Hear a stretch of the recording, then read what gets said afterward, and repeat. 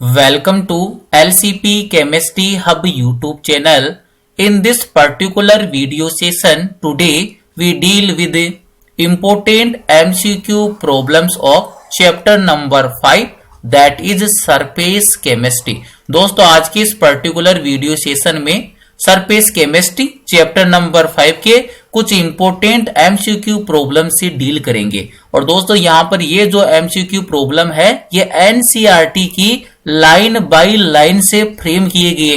That means यहाँ पर ये जितने भी एमसीक्यू है ये 12th बोर्ड एग्जाम के पॉइंट ऑफ व्यू से तो इंपॉर्टेंट है, साथ में नीट और जेई जैसे कॉम्पिटिटिव एग्जाम के लिए भी इंपॉर्टेंट सेशन रहने वाला है। काफी इंटरेस्टिंग सेशन होने वाला है जिसमें डील करेंगे MCQ problem of surface chemistry. आइए दोस्तों स्टार्ट करते हैं वीडियो सेशन को सरफेस केमिस्ट्री के एमसीक्यू से। और दोस्तों यहां पर ये जो सीरीज होगी आपकी सीरीज का नाम है एनसीईआरटी निचोड़। दैट मीन्स यहां पर जो एनसीईआरटी की लाइन बाय लाइन से जो प्रॉब्लम है उनको फ्रेम किए जाएंगे और इस वीडियो सेशन में आप बिल्कुल कॉन्सेप्ट के साथ उनको इजीली अंडरस्टैंड कर पाओगे। प्रॉब्लम नंबर 1 देखिए दोस्तों सरफेस केमिस्ट्री चैप्टर नंबर 5 से। Which of the following is not a characteristics of chemisorption. That means क्या दोस्तों यहां पर आपको 4 ऑप्शन गिवन है, इनमें से आपको वो वाला ऑप्शन क्या करना है, सिलेक्ट करना है जो केमिकल एडजॉर्प्शन से बिलोंग नहीं करता। तो आइए स्टार्ट करते हैं option number 1 high specific in nature. बिल्कुल करेक्ट स्टेटमेंट है, क्योंकि दोस्तों जहां पर जो आपके पास जो एडजॉर्प्शन है उसको जनरली आप 2 पार्ट में डिवाइड करते हो।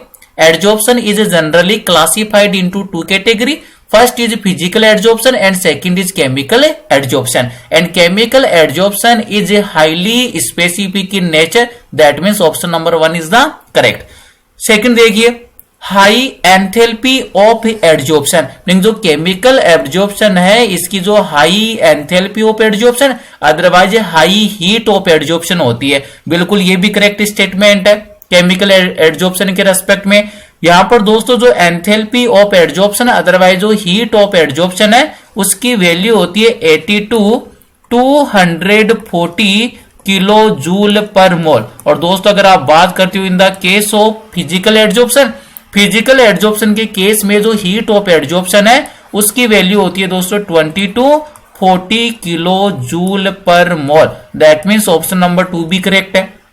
Option number 3 reversible in nature, ये इनकरेक्ट हो गया, क्योंकि दोस्तों जो केमिकल एडजॉर्प्शन है वहां पर किसका फॉर्मेशन होता है, वहां पर फॉर्मेशन होता है केमिकल बॉन्ड का फॉर्मेशन होता है। और दोस्तों ये जो केमिकल बॉन्ड का फॉर्मेशन होगा इसीलिए जो आपका जो केमिकल एडजॉर्प्शन है ये नेचर में हाईली स्पेसिफिक होता है और साथ में ये कैसा होता है, इररिवर्सिबल है। तो ऑप्शन नंबर 3 क्या हो गया, करेक्ट आंसर हो गया, क्योंकि आपको इनकरेक्ट स्टेटमेंट को क्या करना था, आइडेंटिफाई करना था केमिकल एडजॉर्प्शन के रेस्पेक्ट में। तो कौन सा इनकरेक्ट स्टेटमेंट है, reversible in nature, because chemical adsorption is always irreversible in nature. Option number 4 को भी चेक कीजिए।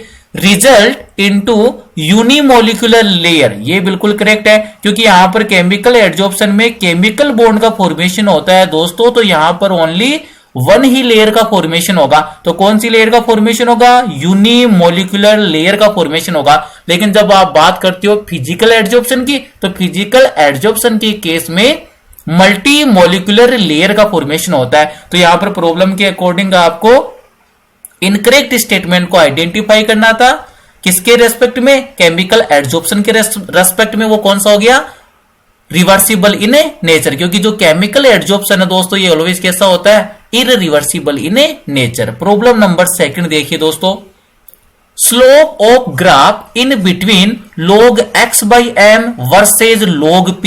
यहां पर दोस्तों क्या है, आपको स्लोप पूछ रहा है कि यहां पर जो स्लोप आएगी जब आप ग्राफ प्लॉट करोगे इन between log x by m versus log p, तो यहां पर जो स्लोप है वो एक्चुअल में किसके इक्वल होगी। तो दोस्तों कैसे सोल्व करोगे, एक इक्वेशन पढ़ी थी आपने, फ्राइडलिक आइसोथर्म इक्वेशन।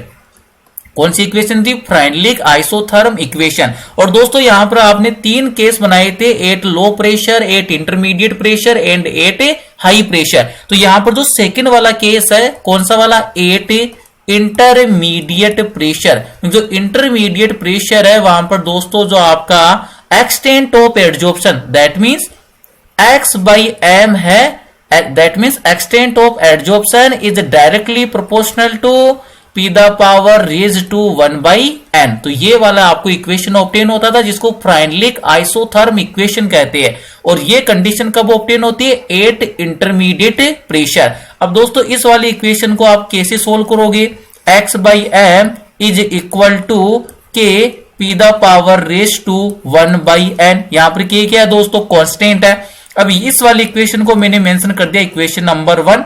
अब आपको क्या करना है, ये जो इक्वेशन नंबर 1 है इसका क्या करना है आपको, taking a natural logarithm of equation number 1 on both side. तो दोस्तों जैसे आप यहां पर नेचुरल लॉग लोगे इसका, तो ये किसमें कन्वर्ट हो जाएगा, log x by M is equal to log k plus 1 by N log p। तो ये दोस्तों आपको इक्वेशन ऑब्टेन होगी, log x by M is equal to log k plus 1 by N log p।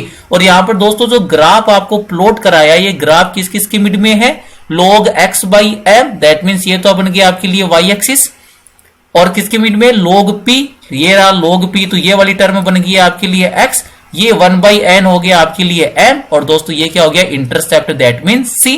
और यहां पर आपको डील किससे करना है, स्लोप से। तो दोस्तों स्लोप किसके इक्वल है, m को स्लोप बोलते हैं, तो स्लोप किसके इक्वल होगा, 1 बाई एन के। तो ये बिल्कुल इजीली आपके लिए आंसर हो जाएगा, option number 3 is the correct answer. Slope of graph in between log x by M versus log p is 1 by N. और इसको आपने कहां से ऑब्टेन किया है, फ्रॉम फ्राइनली के आइसोथर्म एडजॉर्प्शन कर्व से ऑब्टेन किया है, ये इक्वेशन आपके पास है। नेक्स्ट वाली प्रॉब्लम देखिए दोस्तों, प्रॉब्लम नंबर 3,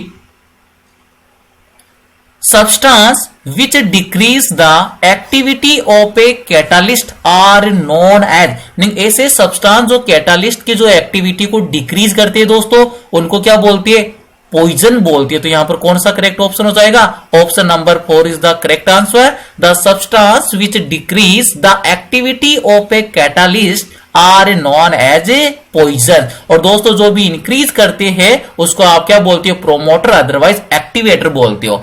प्रॉब्लम नंबर 4 देखिए दोस्तों, example of heterogeneous catalysis, meaning आपको 4 ऑप्शन गिवन है और इनमें से आपको आइडेंटिफाई करना है कि ऐसा कौन सा एग्जाम्पल है दोस्तों जो किसका एग्जाम्पल है, आपके हेटेरोजीनियस कैटालाइसिस का एग्जाम्पल है। अब इंपॉर्टेंट थिंग ये है कि दोस्तों जो कैटालाइसिस है ये नेचर में कितना टाइप का होता है, ये 2 टाइप का होता है नेचर में। एक होता है दोस्तों आपका होमोजीनियस कैटालाइसिस और सेकंड वाला होता है हेटेरोजीनियस कैटालाइसिस। तो यहां पर दोस्तों जो आपको मेनली डील करना है वो किससे डील करना है, हेटेरोजीनियस कैटालाइसिस से डील करना है। और एक्चुअल में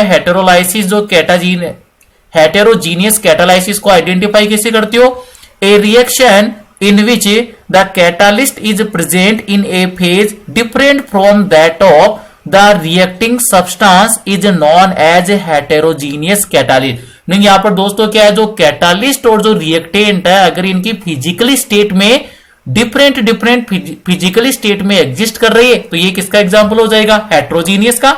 और ऐसी केमिकल रिएक्शंस जिसमें कैटालिस्ट एंड जो रिएक्टिंग स्पीसीज है इनकी फिजिकल स्टेट सेम हो, सेम फेज में एग्जिस्ट कर रहा है, तो वो किसका एग्जांपल होता है, होमोजीनियस का एग्जांपल होता है। तो यहां पर आप इजीली अंडरस्टैंड कर सकते हो। फर्स्ट वाले ऑप्शन के अंदर देखते हो तो दोस्तों यहां पर रिएक्टेंट है गैसियस स्टेट में और कैटालिस्ट भी कौन से स्टेट में, गैसियस स्टेट में। दैट मींस दोस्तों ये तो किसका एग्जांपल होगा, होमोजीनियस कैटालाइसिस का एग्जांपल होगा। क्यों, क्योंकि यहां पर जो कैटालिस्ट एंड जो रिएक्टिंग स्पीसीज है उनकी जो फिजिकल स्टेट है वो क्या है, सेम है। और ये भी पता रखना है ये वाला जो फर्स्ट वाला ऑप्शन है ये एक्चुअल में कौन सी रिएक्शन का एग्जांपल है, कॉन्टैक्ट प्रोसेस का एग्जांपल है। और कॉन्टैक्ट प्रोसेस में एक्चुअल में आप किसका फॉर्मेशन करते हो, सल्फ्यूरिक एसिड का फॉर्मेशन करते हो।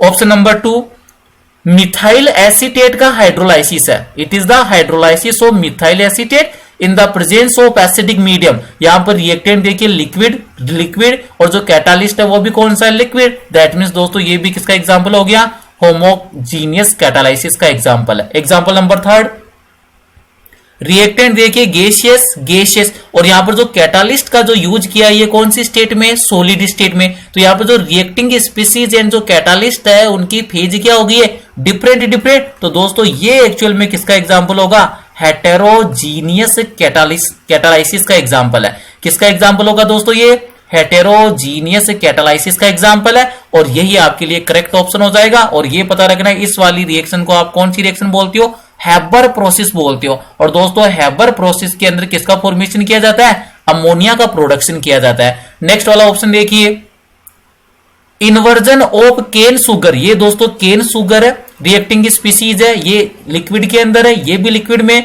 और जो कैटालिस्ट का यूज हुआ है सल्फ्यूरिक एसिड, ये भी कौन सी फिजिकल स्टेट में? लिक्विड। तो यहां पर भी रिएक्टिंग स्पीसीज एंड कैटालिस्ट इनकी फिजिकल स्टेट है, ये सेम फेज में है। तो ये भी किसका एग्जाम्पल होगा? होमोजीनियस कैटालाइसिस का एग्जाम्पल होगा। डील किससे करना था? हेट्रोजीनियस कैटालाइसिस से। तो कौन सा करेक्ट हो गया? Option number 3 is the correct answer. And this reaction is known as Haber process. It is used to production of ammonia at large scale. Next वाला देखिए दोस्तों, नेक्स्ट वाला जो आपके पास प्रॉब्लम है, enzymes used to convert cane sugar to glucose and fructose. नहीं, आपको यहां पर एंजाइम से डील करना है कि ऐसा कौन सा एंजाइम है जो केन सुगर को किसमें कन्वर्ट करेगा? ग्लूकोज एंड फ्रक्टोज में क्या करेगा? कन्वर्ट करेगा। तो दोस्तों इसके लिए आपको इजीली पता रखना है, सबसे फर्स्ट थिंग, केन सुगर आप किसको बोलते हो? सुक्रोज को बोलते हो। That mean C12H22O11 is known as cane sugar and cane sugar is the sucrose. अब यहां पर क्या बोला है इसने? जो केन सुगर है इसका क्या करना है? The enzyme used to convert cane sugar to glucose and fructose. और दोस्तों ये जो केन सुगर है एक्चुअल में ग्लूकोज एंड फ्रक्टोज में कब कन्वर्ट होगी? जब इसका क्या होगा? हाइड्रोलाइसिस होगा। और ये जो हाइड्रोलाइसिस है ये किसमें अक्कर होता है? In the presence of acidic medium. यहां पर दोस्तों जो आपको प्रोडक्ट ऑब्टेन होंगे वो जो मोनोमर यूनिट कौन सी होगी? Glucose and fructose. Both monomer unit are different but having same molecular formula.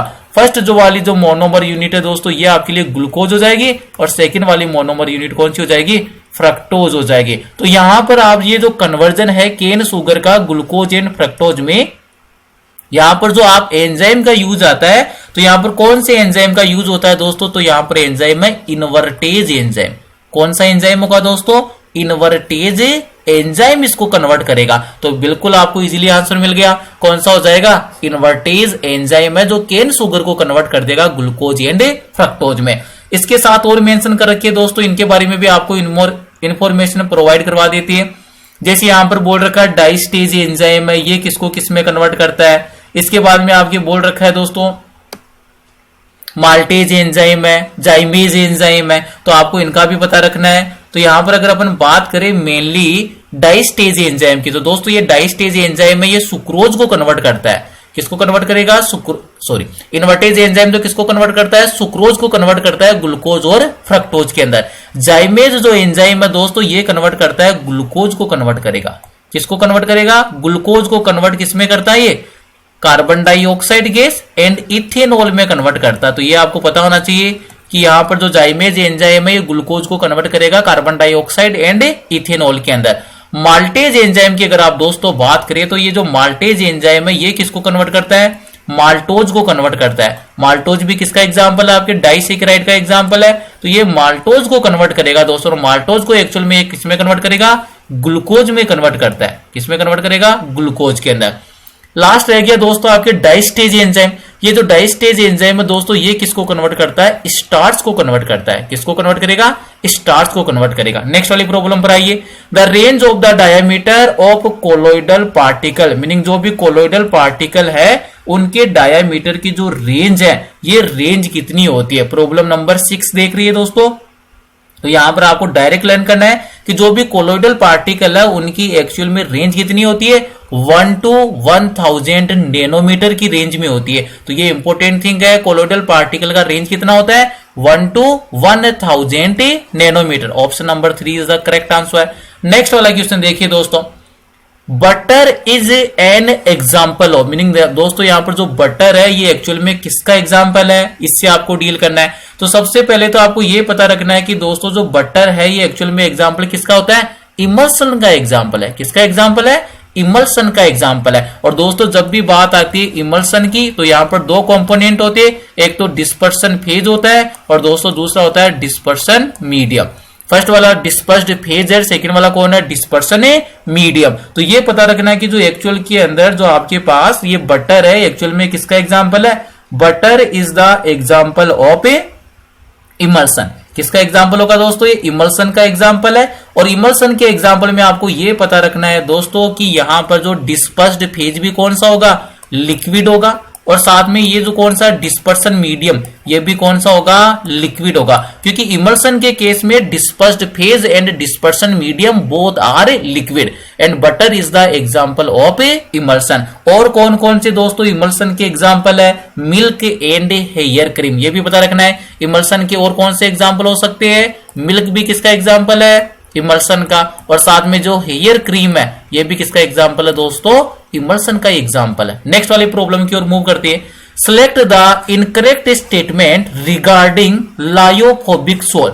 दोस्तों आपको लायोफोबिक सोल है, इसके रिगार्ड में इनकरेक्ट स्टेटमेंट को क्या करना है, आइडेंटिफाई करना है। ऐसा कौन सा स्टेटमेंट है जो कैसा होगा, इनकरेक्ट स्टेटमेंट है। तो आइए दोस्तों डील करते हैं प्रॉब्लम नंबर 8 से। फर्स्ट वाला देखिए दोस्तों, फर्स्ट वाला मेंशन कर रखा है can be prepared only by special methods.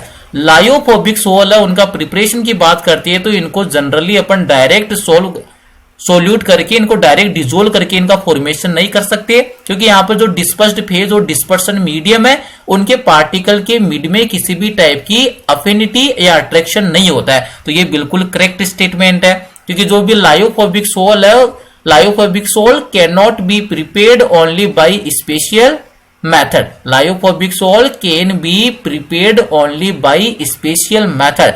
Meaning क्या, लायोफिलिक सोल आप उनको तो क्या करते हो, डायरेक्ट आप नॉर्मल मेथड से फॉर्म कर सकते हो, लेकिन लायोफोबिक सोल को आप फॉर्मेशन करने के लिए, इनका प्रिपरेशन करने के लिए आपको स्पेशल मेथड की रिक्वायरमेंट है। That means option number 1 is the correct. Second वाला देखिए, readily precipitate by heating और सेकिंग। जो भी लायोफोबिक सोल अगर आपने इनको सेक कर दिया या हीटिंग कर दी तो इनका इजीली क्या हो जाता है, प्रेसिपिटेशन हो जाता है। बिल्कुल करेक्ट है, क्योंकि इनका नेचर कैसा होता है, इरिवर्सिबल नेचर के होते हैं। कैसे नेचर के होते हैं, इरिवर्सिबल नेचर के। तो इजीली कन्वर्ट किस में हो जाते हैं, प्रेसिपिटेट में कन्वर्ट हो जाएंगे। Also known as irreversible sol, बिल्कुल करेक्ट है, क्योंकि इनका नेचर कैसा होता है, इरिवर्सिबल है। और जो लायोफिलिक सोल है ये नेचर में कैसे होती है, रिवर्सिबल होती है।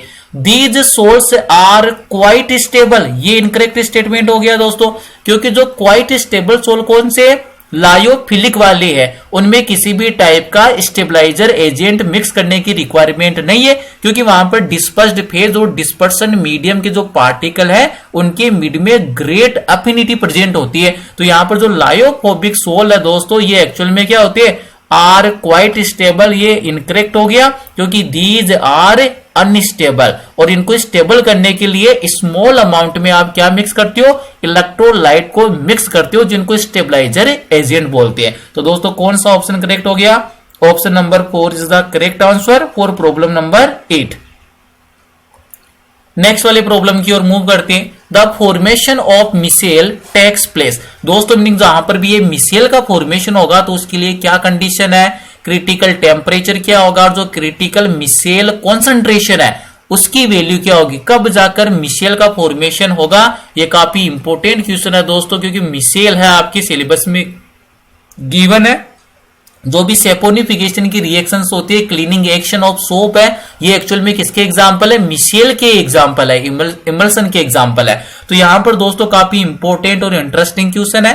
The formation of micelle takes place, जो मिसेल का फॉर्मेशन है वो कब होगा। तो यहां पर देखिए सबसे पहले एक बात करें प्रॉब्लम नंबर 9 की, option number 1 above critical temperature. TK का मीनिंग क्या है, critical temperature, and below CMC. यहां तक तो ठीक बोला है दोस्तों कि जो भी मिसेल का फॉर्मेशन होगा वो पर्टिकुलर टेम्परेचर के अबाउ होगा, और उसी को क्या बोलते हो, क्रिटिकल टेम्परेचर। लेकिन दोस्तों बिलो क्रिटिकल मिसेल कॉन्सेंट्रेशन, यहां पर इसका फॉर्मेशन नहीं हो सकता, क्योंकि यहां पर दोस्तों अबाउ क्या चाहिए आपको, critical temperature, and above CMC क्या होगा, मिसेल का फॉर्मेशन होगा। Option number 2 below critical temperature, ये यहीं पर रॉन्ग हो गया, क्योंकि मिसेल का फॉर्मेशन होने के लिए जो टेम्परेचर है वो क्रिटिकल टेम्परेचर के अबाउ चाहिए, और जो सीएमसी की वैल्यू है, क्रिटिकल मिसेल कॉन्सेंट्रेशन, इसकी वैल्यू भी क्या चाहिए, उस कॉन्सेंट्रेशन पर्टिकुलर कॉन्सेंट्रेशन से अबाउ चाहिए।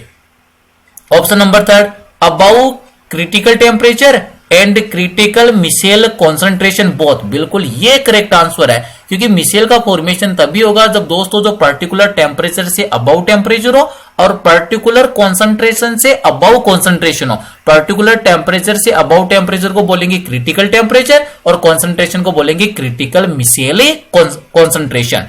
प्रॉब्लम नंबर 10 देखिए दोस्तों, in stearate ion hydrophilic head is of. यहां पर दोस्तों काफी इंपॉर्टेंट ये वाला भी क्वेश्चन है, क्योंकि यहां पर जो आपकी क्लीनिंग एक्शन ऑफ सोप है उससे रिलेटेड है। यहां पर बोल रखा है स्टीरिएटाइन के लिए। तो दोस्तों स्टीरिएटाइन का जब भी आप इसका सोप में कन्वर्जन करोगे C17 H35 COO negative Na positive, इसको बोला जाता है सोडियम स्टीरिएट। और इसके दो पार्ट होते हैं दोस्तों, एक तो होता है हाइड्रोफिलिक पार्ट और सेकंड वाला होता है हाइड्रोफोबिक पार्ट। यहां पर आपको डील किससे करना है? Hydrophilic head, meaning hydrophilic head से आपको क्या करना है? डील करना है। तो एक्चुअल में हाइड्रोफिलिक हेड होगा, उसका जो वाटर मॉलिक्यूल है उसके टुवर्ड्स क्या होगा? अट्रैक्शन होगा। तो यहां पर देखिए ये वाला जो पार्ट होता है इसको डिफरेंट कलर से मेंशन करता हूं जिसको आपको इजीली अंडरस्टैंड हो। ये जो आयोनाइजेशन वाला पार्ट है COO नेगेटिव Na पॉजिटिव, इसको दोस्तों बोला जाता है हेड बोला जाता है। और आपको ये भी पता रखना है कि दोस्तों जो भी हेड होता है ये नेचर में कैसा होता है? पोलर होता है। और दोस्तों अगर ये नेचर में पोलर है तो ये क्या होगा? वाटर से क्या होगा? अट्रैक्ट होगा। इसलिए इसको कौन सा पार्ट बोलते हैं अपन? हाइड्रोफिलिक पार्ट बोलते हैं। कौन सा पार्ट है ये वाला? हाइड्रोफिलिक पार्ट है। सेकेंड वाला जो रिमेनिंग पोर्शन रह गया दोस्तों, इसको मैं रिमेनिंग पोर्शन बोलता हूं कौन सा?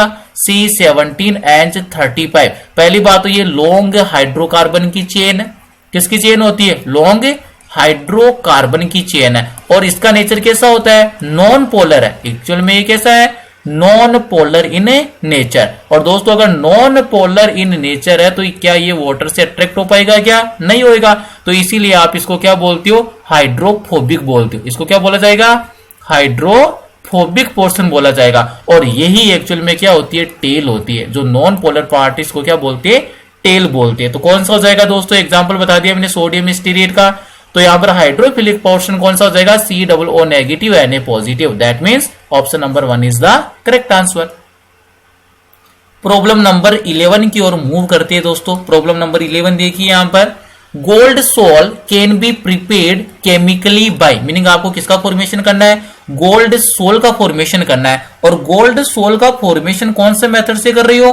केमिकल मेथड से आपको किसका फॉर्मेशन करना है? गोल्ड सोल का। तो गोल्ड सोल का दोस्तों जो फॉर्मेशन होता है वो केमिकली फॉर्म से कौन सी इक्वेशन के थ्रू होता है? किस टाइप के रिएक्शंस के थ्रू होता है? By reduction. ये इंपॉर्टेंट आपको पता रखना है कि गोल्ड सोल का जो फॉर्मेशन है वो कौन से केमिकली मेथड से किया जाता है? By the help of A reduction. और दोस्तों मैं आपको रिएक्शन भी मेंशन कर देता हूं। गोल्ड के सोल को प्रिपेयर करने के लिए आपको ओरिक क्लोराइड की रिक्वायरमेंट है, साथ में इसकी रिएक्शन होती है फॉर्मेल्डिहाइड के साथ, दैट मींस HCHO। और यहां पर वाटर मॉलिक्यूल है प्रेजेंट होता है एक्वस मीडियम में, दैट इज H2। और यहां पर दोस्तों जो भी प्रोसेस होगी ये वाली केमिकल रिएक्शन किसका टाइप है?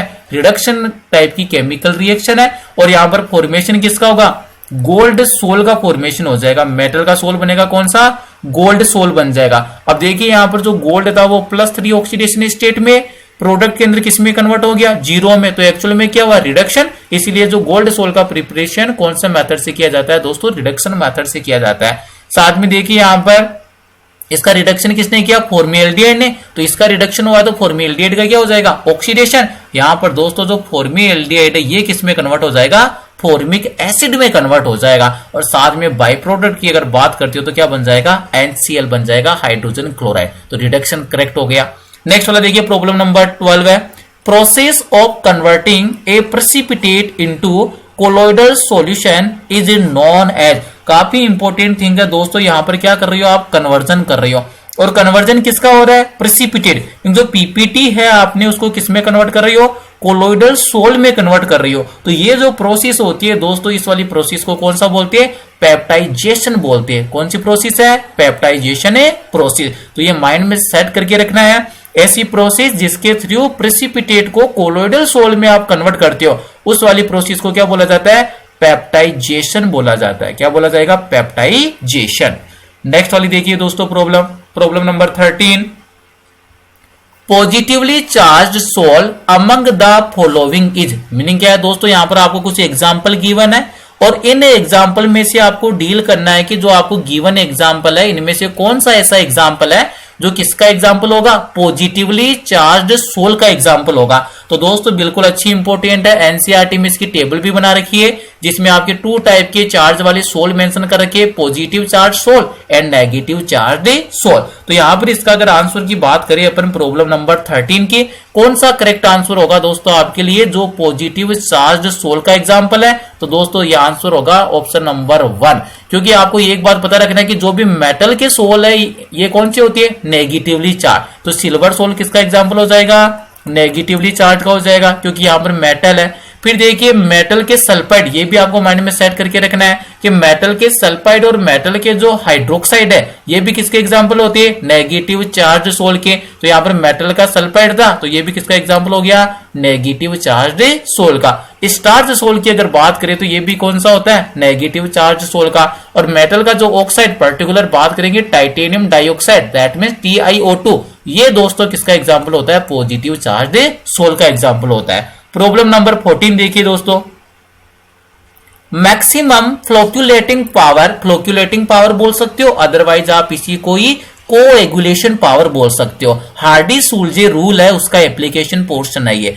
Maximum flocculating power for the coagulation of a positively sol, नहीं आपको जो सोल गिवन है दोस्तों वो कौन सा सोल गिवन है, आपको पॉजिटिवली चार्ज सोल गिवन है। अब एक बार बताइए, जो भी पॉजिटिवली चार्ज गिवन सोल है इसका जो कोएगुलेशन है वो कौन करेगा, पॉजिटिव वाले का कोएगुलेशन कौन करेगा, नेगेटिव वाला करेगा, और नेगेटिव का कोएगुलेशन कौन करेगा, पॉजिटिव वाला करेगा। तो आपको ये आइडेंटिफाई करना है कि जो आपको गिवन ऑप्शन है इनमें से कौन सा ऑप्शन सुटेबल है जो पॉजिटिव सोल को क्या कर देगा, इजीली कोएगुलेट कर देगा।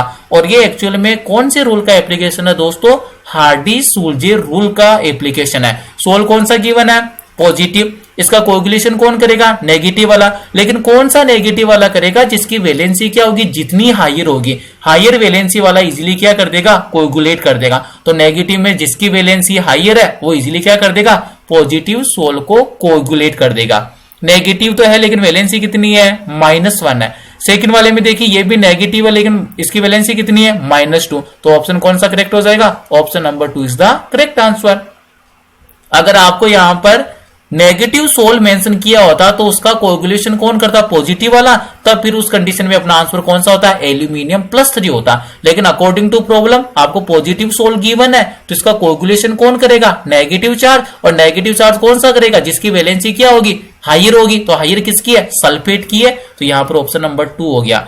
लास्ट क्वेश्चन देखिए दोस्तों आज के इस वीडियो सेशन का, problem number 15, principal emulsifying agent for oil in water emulsion. दोस्तों 2 टाइप की इमल्सन है, पहला वाला होता है आपके ऑयल इन वाटर और सेकंड वाला होता है वाटर इन ऑयल। तो यहां पर ये पूछता है कि ये जो पर्टिकुलर इमल्सन है that is oil in water, इस वाले इमल्सन के लिए जो इमल्सिफाइंग एजेंट है ये कौन सा होता है। तो एनसीईआरटी में इसकी लाइंस मेंशन कर रखी है दोस्तों ऑलरेडी। तो यहां पर आपको डायरेक्ट आपको पता रखना है क्या कि जो ऑयल इन वाटर है इसके लिए जो प्रिंसिपल इमल्सिफाइंग एजेंट कौन होता है दोस्तों, प्रोटीन होता है। कौन होता है इसके लिए, प्रोटीन होता है। आज का वीडियो सेशन दोस्तों यहीं पर फिनिश करते हैं। अगर आपको कुछ भी अंडरस्टैंड हुआ है तो वीडियो को लाइक कीजिए, एलसीपी केमिस्ट्री हब यूट्यूब चैनल को सब्सक्राइब एंड शेयर कीजिए। Thank you.